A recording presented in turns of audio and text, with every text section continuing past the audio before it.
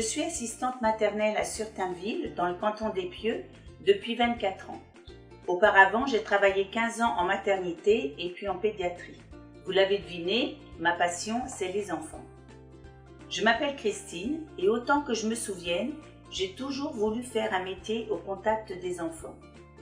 J'avais 10 ans et je faisais déjà faire du bricolage à ma petite sœur de 5 ans et à ses copines.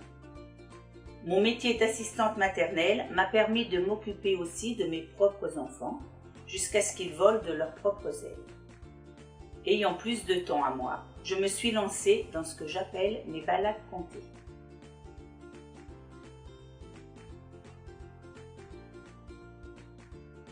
Mes balades comptines sont un mélange de chansons, de promenades dans la nature, chacune ayant un lien entre elles. Je trouve mes idées en marchant dans mon village et c'est tout naturellement que lorsque je vois un joli muret, j'y pense tout de suite. Pour la petite comptine, une poule sur un mur qui picore du pain dur. Ou alors un joli pommier tout en fleurs et voilà, pomme de reinette et pomme d'api, tapis rouge. Il se trouve aussi qu'en préparant mes balades, je fais de très belles rencontres, riches en partage et en émotions. Car je n'hésite pas à frapper aux portes lorsque je vois dans un jardin un moulin, une grange, et les personnes qui y habitent sont toujours très heureuses de me recevoir et de recevoir les enfants. C'est un bonheur pour tout le monde.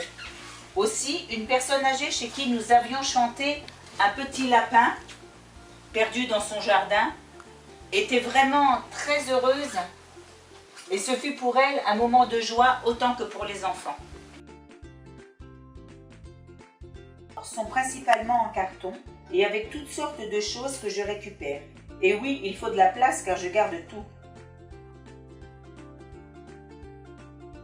Pendant les balades, les enfants sont acteurs et actifs. Ils peuvent toucher. Les comptines sont courtes, ils découvrent les décors cachés ici ou là.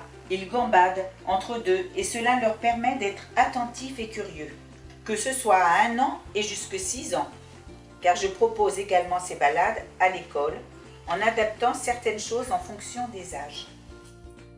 Les enfants semblent apprécier ces petits moments simples, joyeux et au cœur de la nature. Faire mes décors me prend du temps, mais j'y trouve un grand plaisir. Des moments de détente où mon imagination et ma créativité m'apportent du bien-être. J'aime beaucoup la poésie et j'aime bien faire partager ma passion avec les enfants. J'ai essayé d'adapter la chanson de l'hiver de Jacques Prévert et avec mon décor, le petit bonhomme de neige se promenait pendant que je récitais la poésie.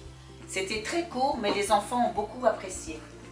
J'ai fait aussi une balade, un petit spectacle sur les pays du monde où des petites marionnettes arrivaient en bateau et devant leur pays,